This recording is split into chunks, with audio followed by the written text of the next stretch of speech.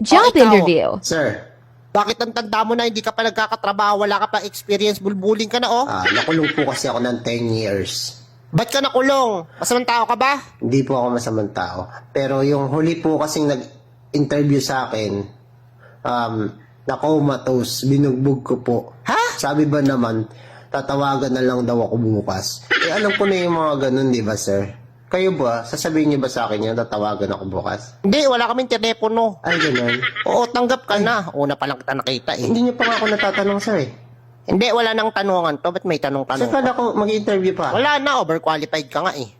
Ganun ba? Oo, asikasuhin mo na yung mga requirements Sige. mo ha. Balik ka dito, Sige, pasa sir. mo sa akin ha. Requirements ako?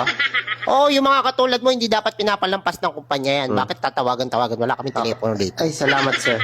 O sige Hindi naman na. kayo natatakot niyan. Hindi mukha ka naman mabait. Bakit ako matatakot sa'yo? Ano ka ba? Salamat. Sige, sir. Thank you.